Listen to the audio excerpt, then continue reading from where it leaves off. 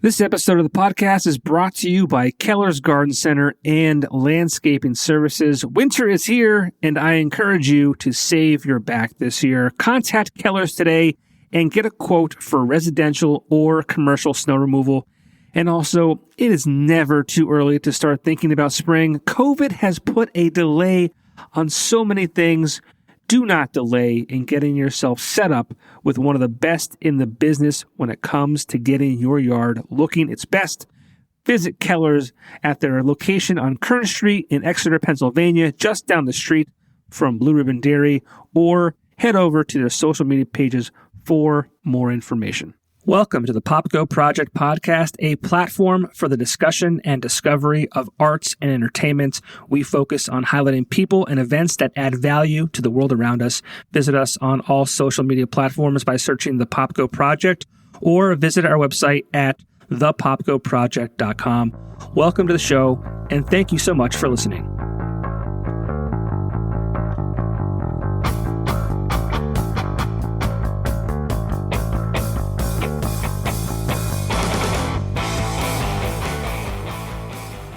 Brian, how are you? Doing well. How you doing? Dude, I cannot explain to you how honored I am that you would take the time out of your day to sit down with me today and chat for a little bit.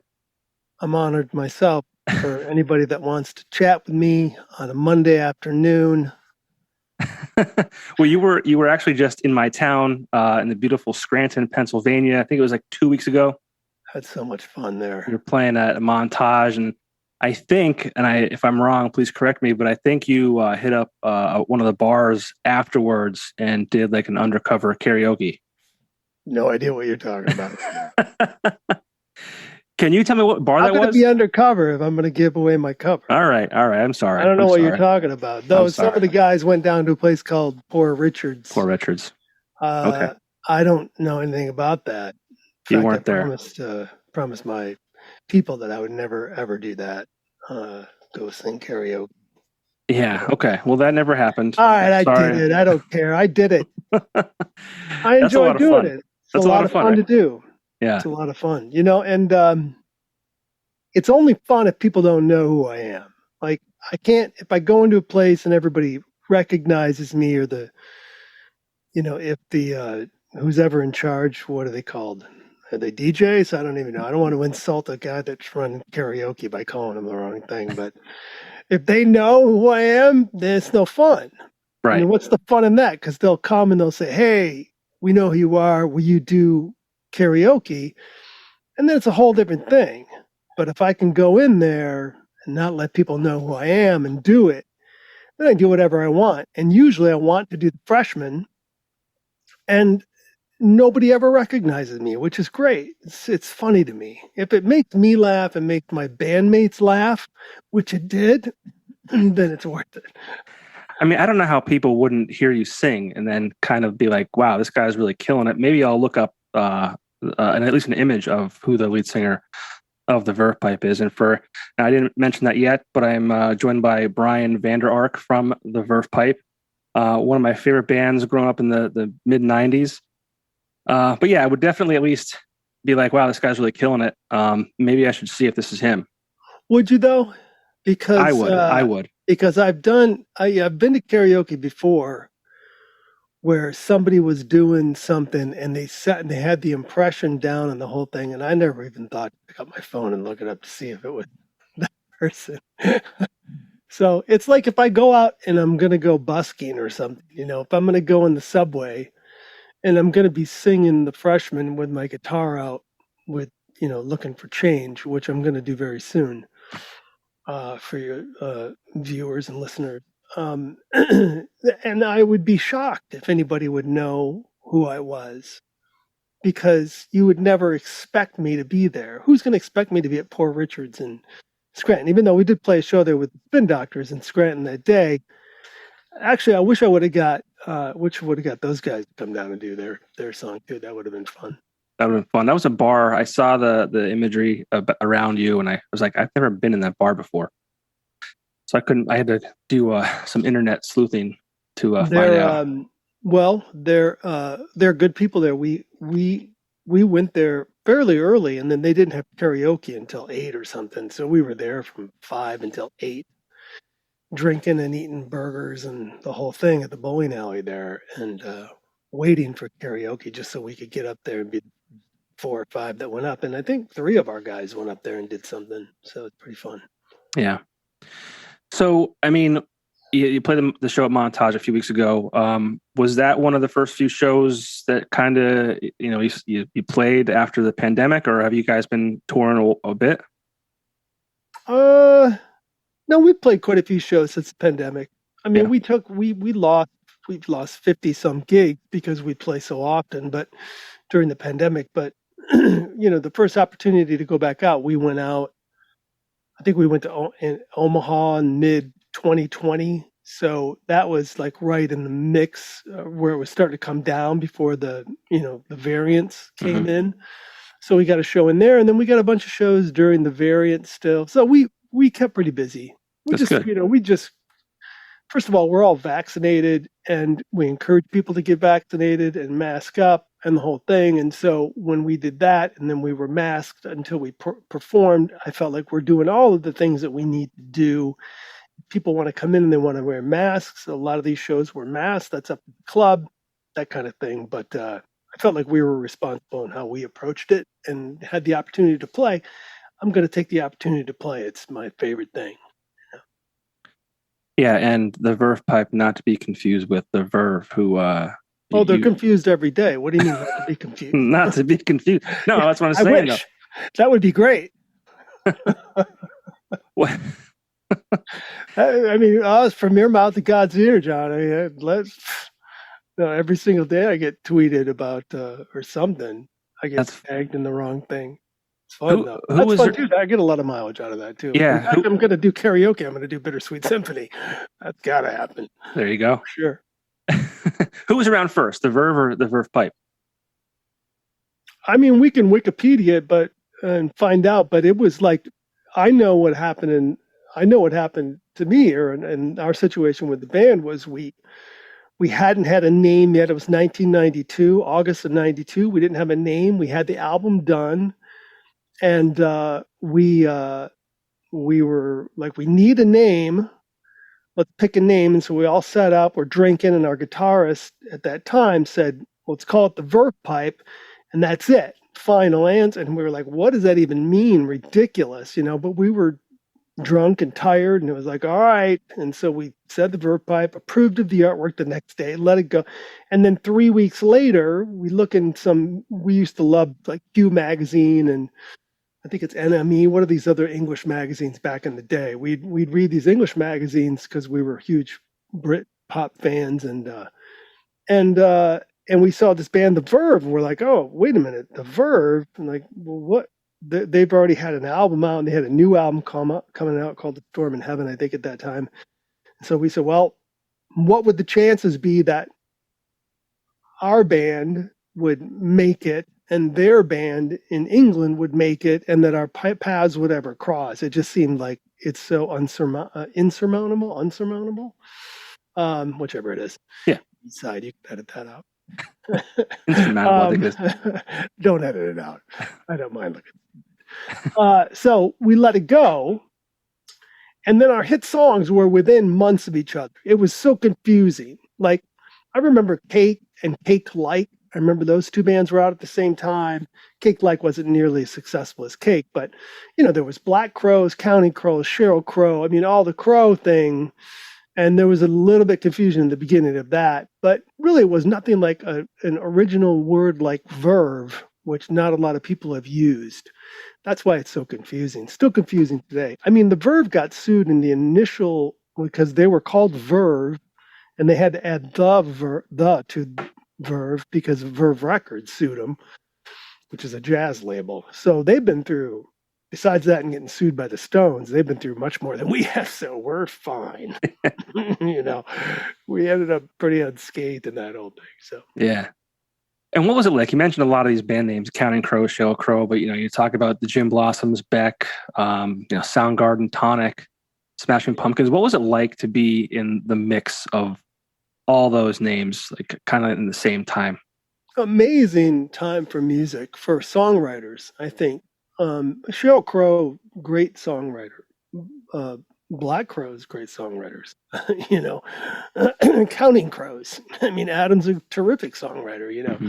So we're in a period of time where you know that they're writing their own songs, which is what I lament today with today's music. You don't know who's writing what and if they're buying courses and all this stuff people do. So we knew who we were back then, and we knew who the other bands were, that they were authentic and they were songwriters. And it was always more interesting to go to a party or play a festival where you got to meet these people who wrote these great songs and talk about the process and that kind of thing. And so it was a terrific time. I mean, I think we were the last bastion in the late 90s of the bands that you could be sure were bands that wrote their own songs. And it was a great class of 97, 96, 97, 98, 90. Yeah, up to 98, I think were really good classes of rock and roll, of alternative modern rock and roll bands. So it was fantastic. The festivals, a lot of radio festivals, super popular. Then they would put, you know, Skinny Puppy with Duncan Sheik on the same bill. It's just, so you go up there and you take a chance on, getting pennies whipped at your face, because the people from, there to see, Prong didn't, want to see Tonic, you know. Right. So the festivals themselves always sucked, but the best part about it was backstage and getting to go to people's buses and party and say hey and like hang out and that kind of thing. So that was a great period of time for us.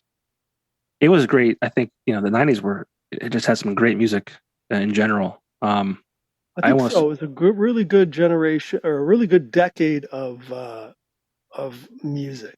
The '90s, path. I mean, when Nirvana broke, that's when things really like were just amazing. If you look back on it now in hindsight, because right before then, I felt like it was pretty bad. And there were some great albums here and there, like U2 had Octoon Baby that came out. Pixies had Doolittle, which I listened to incessantly.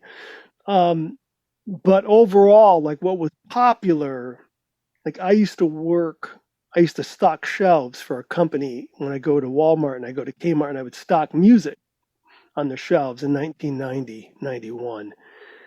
And it was Vanilla Ice and it was Paula Abdul and it was Milli Vanilli and they would sell out so quickly that I'd go in there every other day to these places and I'd have to fill up the bins and then I'd have to stack them up to the ceiling of extra Vanilla Ice, knowing that in 2 days I would come back and have to do it all again. Talk about disheartening to a musician, to just go, oh my God, when is this shit going to end? New Kids on the Block and all this other stuff that I just hated back then. Now I like New Kids on the Block in my, I don't want to say anything too bad about them. But for the most part, it was really disheartening to be in that early 90s, time of music until, like I said, Nirvana broke, Soundgarden, Pearl Jam, when it all came to a head. And I wasn't a big fan of the hair bands either, So when that whole regime switched over and it was modern rock, alternative rock, I was like, finally, these people are playing the music that I love, And then we got our shot. That's the only way we got our shot. and what was that like? I mean, I don't know how old you were, and I feel badly I didn't look it up. I was mid 30s, or not mid 30s. I was 30. When the Freshman hit? No, I was 30. Yeah, I was 32 when it hit. I think 32 when it finally hit, like when it was on top of the charts. But yeah, I wasn't. Yeah, I had a long haul. I was in the army, out of the military. I was in the military for 4 years before, out of high school, and then worked day jobs and played in different bands and was a lounge singer for a while at the Holiday Inn bars. Just trying to figure out what to do, and so it took me a long time to get the band together and actually do something. I remember my 30th birthday was going to quit. I'm going to quit on my 30th birthday. I was. And I told my girlfriend at the time that she was a punk, by the way. And I told her at the time, punk in a good way. Sure. I said, I'm going to quit. And she, on my 30th birthday, because I got to, do something with my life. And for my 30th birthday, I was so depressed. She bought me a 4-track recorder. I was like, oh my God, this is like the greatest woman ever, you know. And I started recording the demos and stuff, and she kept me at it because of that. So I'll never forget That's awesome. So yeah, I mean, how did the music happen? If you were ready to quit, you were in the army, like was music always something you wanted to do? And that. Yeah, songwriting was what I wanted to do. I mean, I grew up listening to the '70s songwriters, the Harry Chapins and James Taylors and Cat Stevens and Nick Drake and all that really good acoustic stuff, finger picking stuff, because I knew how to finger pick. That's what I did at the Holiday Inn bars. I'd finger pick. So, and then you play Dust in the Wind and all these other finger picking songs. You know what I yeah, mean? So I wanted to be a songwriter, and I just kept writing and writing and writing and writing. I got my big break, first big break with Willie Nelson. That was 1990. I met Willie. He asked me. I gave him a demo tape. He said he'd listen to it, and he did. And then he called me and asked me to play at Farm Aid 4. That was in 1990. So I thought I had a shot as a songwriter. And so I played Farm Aid 4, and I got to meet Crosby, Stills, and Nash, and Neil Young, and Lou Reed, and all these other icons who were in posters in my bedroom. And that gave me the inspiration to keep writing, keep writing, keep writing. But when I turned 30, it was like, okay, I gave it 4 years of this, gave it a real shot. That was when I was 26. So yeah, and that's it. It's going to be it. If I can't do it in 4 years after getting on stage with Willie Nelson, then something's wrong. This is not what I'm supposed to do. yeah. So the Freshman hits, the album Villains, which was I think an incredible album, front to back, really. I mean, the Freshman, obviously, Cup of Tea, Villains, Ominous Man, all great songs. I mean, like, what happens next? You're on tour, all these other bands. Like, what's going through your head? Well, I mean, we had already established ourselves pretty well before that. 92, 93, 94 were great years for us.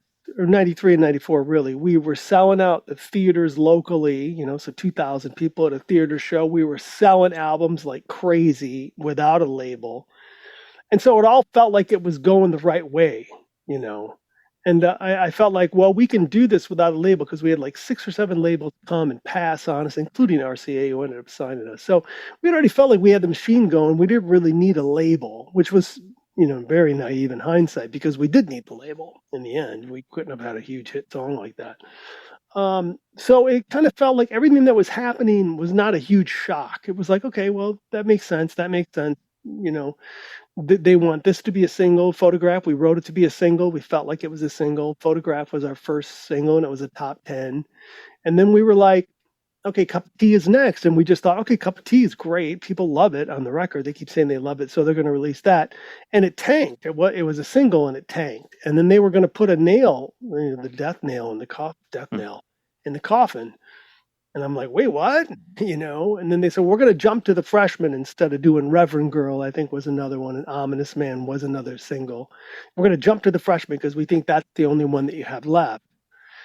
And I was like, okay. And they jumped to the Freshmen and it exploded. I mean, we really didn't have any idea that it wouldn't happen. In hindsight, you look at it and you go, okay, of the thousands of bands that were signed in that time, tens of thousands of bands, how many actually made it? We didn't think of that. Knowing that now, what your chances are so slim, I'm very thankful. And I'm thankful that I didn't know anything about it because that would have drove me crazy. So Yeah. And I mean, like, what was it like trying to follow that up? Like, I know you had one in 99 that came out. And then I think like 2001, you had Underneath came out, which I think had songs on it that were ready for radio hits. And I think that was like slightly after 9/11. So that kind of put a halt on the whole thing. So what was it like trying to, move past? It was hard because, right away, initially following the Freshmen up with another song, I think they went with Villains. And, we had Dean Carr do the video, who's a great video director, and we had all the push and everything. And then Villains didn't really do anything because all the radio stations kept saying, we're still playing the Freshmen. We can't play another Verve Pipe song. And this was, 6 months later, almost a year later. And they're still playing the Freshmen. Well, that's a really good problem to have. I realize now, but back then it's like, oh my God, stop playing the fucking Freshmen, please. Play Villains. You know what I mean? We need another hit song here. And so then it was like, all right, we're going to go home, take a break, and we're going to write. And then we wrote a song called Hero and a bunch of other songs for that second record that I thought was a great record. But we took a year and a half to record the album, and that hurt us. That was our fault because we wanted to get it perfect. And then we went in and we had a bunch of hit songs that we thought, well, this is all gold. I mean, RCA was like, you got 5 hit singles on this record called Underneath. And then they release it and it's released, a few short days after 9/11. And you go, well, nobody bought anything. Then you couldn't promote anything. And so it was just the way it played out, which is, listen, I've still got a good life in music, and I'm really proud of those records. There's nothing out. I haven't put anything out that I'm not proud of, which, a lot of people can't say. So it ended up being fine. Yeah, I think people, obviously you're not going to make a hit record like Villains and then try and put out garbage afterwards, right? I mean, not everyone may like it or enjoy it and appreciate it as much as the songs on Villains and Underneath, but it's always it's not fair to artists, I think, when they want to try and to either explore different options or create new sounds. Everyone wants to, I want you to sound like the Freshmen. I want you to do that again. Well, yeah. I mean, I think real songwriters, the ones that don't just write the hit, the ones where it's, where they're trying to be artists and they're trying to take the parts of the crowd, the ones in the crowd that care about the songs and care about your artistry. Those are the people that you want to go along with you, and you try different things. And if I was to write the Freshmen again, and there are plenty of bands that keep writing the same song over and over and have huge success. It's not about the success. It's not about it's not about the riches and the whole thing. Riches are nice, but my kids get to go to a nice school. We live in a nice house in a nice neighborhood. We're perfectly happy the way things are. Yeah. Had I continued to write the same hit song over and over and over, and this is not an excuse, it would just be so boring to me. I want to do something different. I've always wanted to do something different. That's why I dip into acting or writing. I dip into other things. I mean, I enjoy that kind of thing. Doing the same thing over and over just doesn't sit well with me. It's boring. Yeah. I don't want to be bored. You do acting? Yeah. Well, I mean, I do. I mean, I've been in a few things, a few major things, but small parts. But just I do it for fun. I don't do it to get paid, and I do it to be art creative. And a lot of times I'm in friends' movies, and I write movies for my friends to star in and that kind of thing. And we've done that. We've won some festival stuff, and that's super fun to me. It's being creative and having a good time doing it. Yeah, with you saying that, being creative, I know you said earlier that the pandemic didn't affect you guys too much. You kind of did the right things at the right time, masks, all that kind of stuff. But when that first happened and, you're canceling shows every day, I talked to a lot of musicians, and one thing I was always worried about was, what if they can no longer be creative? And that's who they are. It's what they do. And like their whole lives are being turned upside down. Well, there's a difference between being creative and creative expression. Okay, so I equivalate creative expression with live performance. Okay, I could play the Freshmen. I can, we can put on a show doing the Freshmen. I can do it a cappella. I can do it with just the acoustic guitar. I can do it with full band. I can do it with our drummer on congas or something. That's creative expression. Being creative is a whole different thing. That's what I try to teach my kids. Do something creative every single day. Draw something, doodle something, paint something, write something, and I encourage everyone to do that because it opens up and it exercises the right side of your brain, which is the creative side. It helps in creative thinking and the whole thing. So being creative is important. Whether anybody sees it or hears it doesn't really matter if you're being creative, if you're massaging that right side of your brain. I enjoy creative expression. I love to perform. I love to perform with the Verve Pipe more than I love to perform solo. because I like the camaraderie of the band, and I like to play off other players and like do things to each other to excite each other, other members. That's creative expression. That's what I missed during the pandemic. I didn't stop being creative. I definitely was more creative and wrote another album. We wrote a whole album during the pandemic. So that's the universe's time for me. That was the universe's time that said, okay, the pandemic happened. You got 50 shows that are canceled. Here's what you're going to do. You're going to write an album. And that's what we did. So, why it happened, who knows? But, we had to make the best of it. And we did by being creative. Yeah, I like the way you kind of differentiated that, because you're right. You can, a lot of bands still, they've made it through by being creative. They just, the creative expression was not accessible at the time. But right. Yeah, just did you ever think we'd ever see anything like that? No, and I saw Contagion. I was watching those Soderbergh movies. Fan, Steven Soderbergh. Is it Soderbergh? Yeah, Soderbergh, whatever, however you say it. I was a big fan, so I saw that, and I was like, it's not going to happen, But what if it did, And that was that movie was 7 or 8 years ago, and I saw that awful movie with Dustin Hoffman, the same thing, Airborne. What was that movie called? Outbreak. Terrible movie, even terrible acting. But I was like, come on, you know. And no, you just think about 4 years ago when you go through an airport and you see somebody. Usually, it was somebody, somebody from the East wearing a mask. Just one person. You go, oh, that's kind of weird, That was just 3-4 years ago. Where now, think about the babies that were born 3 years ago. They don't know a life without people wearing masks. It's like that's the whole weird thing. That's the whole thing that's like super trippy about it, is that 3 years ago, I guess it would be 3 years ago, I never would have thought I'd be walking around and people would have masks on. I mean, what if you were in a coma the year before or 3 months before the pandemic and woke up 6 months into it and you go, oh my God, what is going on? What happened? That was the odd thing to me. But yeah, the world changed overnight. It was really crazy. I just the day before the world shut down, I was scheduled to go to Boston and haven't been back since. I just got back yesterday from my annual trip with the guys. And it's an amazing thing with it's weird. We're able to see people's faces now. Some people are wearing masks walking down the street outside, which I always think is kind of weird. Especially being outside. It's. I still do it. I do it. I wear them outside just for. The nice thing about this is that. Well, I'm in Grand Rapids, so Grand Rapids, Michigan is it's a couple 100,000 people. It's smaller than Austin. It's like a Des Moines, maybe about like that size.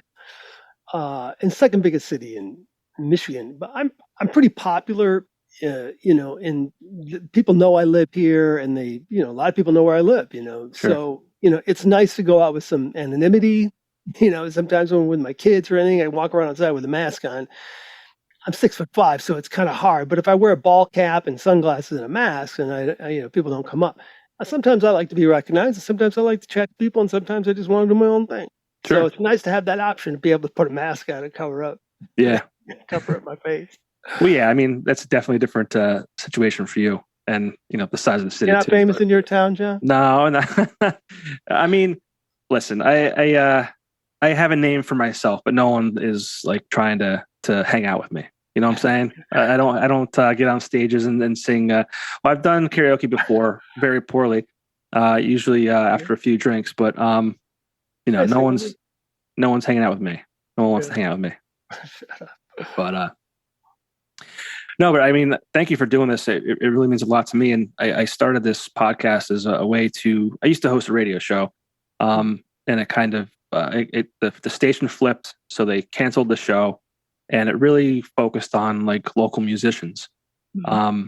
I wanted to create or continue to be able to have them have a place for them to talk about their music and things like that. So when I'm able to talk to people like you, and I've talked to like Tantric and guys from Breaking Benjamin and all that kind of stuff, I think it kind of just gives a little bit of validation to what I'm doing, and maybe people see or hear that like, oh, we had the guy from the Verve Pipe on. Like, this must be legit. So I think it also helps, expose the other artists who aren't at your level. So I mean, just thank you so much for doing this. And, yeah. I mean, this is your way of being creative. I mean, come on. You know what? People keep saying that because I always say I'm not a creative person. I really am not. You don't feel like this is creative? Well, when I say that, people are like, "What do you think you're doing right now?"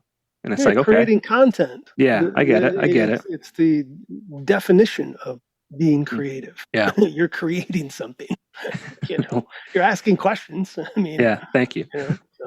But yeah, I mean, when the Freshmen came out, I was a freshman in high school. So it's like it's always cool because obviously the song had nothing to do with being a freshman in high school, right? Right. That's a whole other song. Right. Well, that's to me at the time, it was like relatable in that sense. So I think music is so cool when people, hear things and they relate to them in different ways. And a lot of times people and musicians don't want to talk about what the song means because they want people to be able to kind of, hear it how they want to. Sure. There's a reason for that, though.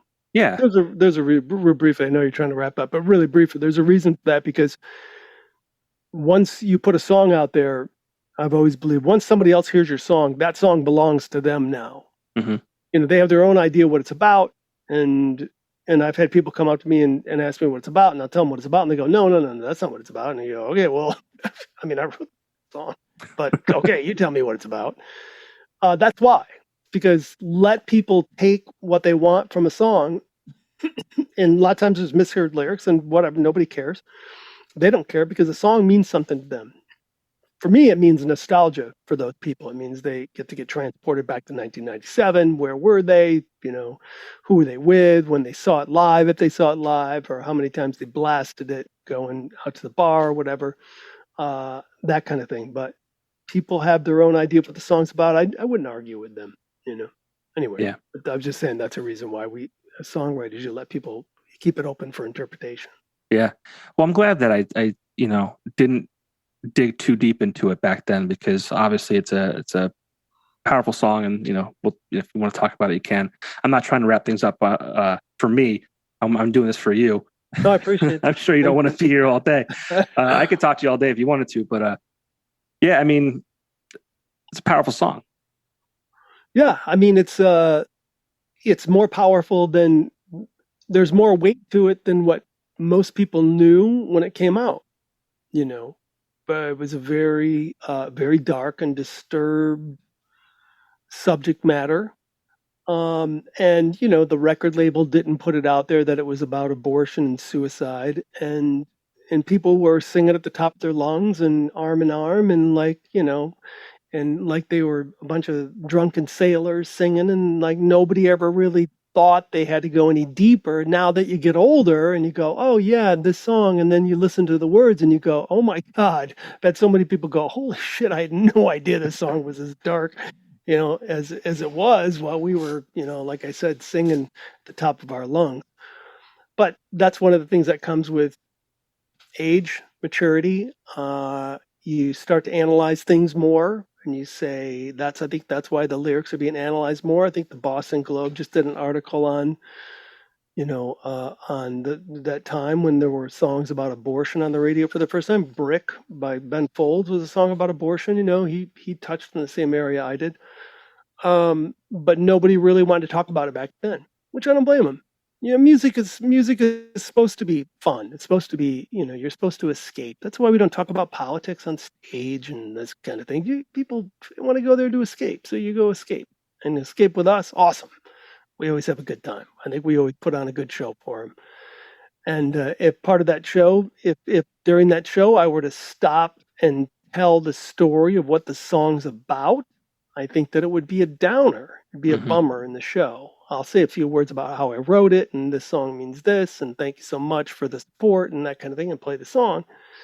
It's a whole different thing if I'm going to get on my soapbox and talk about, the right to choose or, whatever, So we keep that for people to decide on their own, Yeah, I like that you said that about politics and things, because I don't, like you said, it's for entertainment. People go to shows and they listen to music to escape the the politics and the bullshit, and it's I don't like it when bands use their voice for political meetings. I don't know. It's just Well, that live right. for me, I have a problem. I don't have a problem outside of playing a show and doing it. If I'm Sure. going to post something, if I'm going to tweet something or whatever, and it's political, I have no problem with doing that. And Right. I've been called out many times for that, but it doesn't matter. I mean, I pay my taxes and I have a right to have a voice. I vote, so I do have a voice. However, Absolutely. on stage, my voice is for singing. My voice isn't for politics. Right. And that's how I feel about it. So. And I got a comment on your hair. It's beautiful. Oh my God, is it bad today? No, it's so Why good. would you even point it out? No, it's so good. I'm like, when I saw you at Montage, I'm like, this guy. Like, I mean, I've seen you online or whatever. I think you try to embarrass your children on TikTok and things. How much work is put into that? Yeah. How much? Absolutely nothing. No, you wake up that way.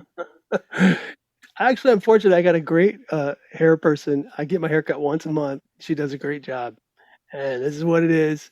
I might wash it once every 3 days, put a little product in it, and go. It's so good. Thanks. I'm lucky. I got a long line of good hair in my family. Knock on wood. My grandfather had a full head of hair when he died at 82 years old or whatever, and his hair looked great. Everybody commented when he was laying in the casket, look at his hair. It's always looked good. That's funny. That's all I can ask for from people to me. Yeah. Wow, his hair still looks good. It does. You look like you look better now, and I'm happily married to a woman. I'm happily married to a woman too. Yeah, but I mean, you've aged very well. Is what I'm getting at. I appreciate that. Thank you. Thanks, John. For what it's worth. I don't know what you looked like before, so I can't comment. I don't know. Comment for you. I was probably 75 pounds skinnier back when the Freshmen came out. Didn't have the facial hair. Yeah. Had a better hairline than I do now. I'm very fortunate. I still have hair. It's definitely racing back, but I'm How old are you? I'm 39. 40? I'm 39. Yeah, 40. Yeah. So yeah, I mean, I only did that. I didn't do that from your look. I did that from the math of being a freshman. By the way, when the freshman came out, you're welcome. You're probably thinking this guy's probably lying to me about being a freshman. Yeah, man. But real quick, I mean, you just had an album come out last year, Threads. What's next for the Verve Pipe? We're shooting a video this week, which is great, off of a song called "Save Me." It's a really fun song off the new record, super rocking and fun. It's all about how my neighbors do drugs, and we live in a very cool, fun neighborhood, suburbia. Fairly affluent, and I mean, in a manageable way. Not super rich area, but how everybody gets together and they all party really heavily. And even though we all have kids in school and everything, and it's a lot of fun. So we're doing a video about that this week. And then, there's no new music coming out, but we've got this tour with Five for Fighting coming up this summer, which is a big deal. So it'll be nice to get out with those guys again and just staying on the road as much as possible until the new album is written. Cool. Yeah. Well, best of luck with everything. Stay safe. Thank you again. I can't say thank you enough for doing this for me. It's such an honor to, like I said, talk to you. It's so weird. I never thought, as a freshman in high school, I'd ever be talking to the guy who sang the Freshman, when I'm 40. So thanks, man. The internet's a crazy place. Yeah. Thank you so much. And best of luck. All right. Thanks, brother. Awesome. Thanks. Bye. See ya.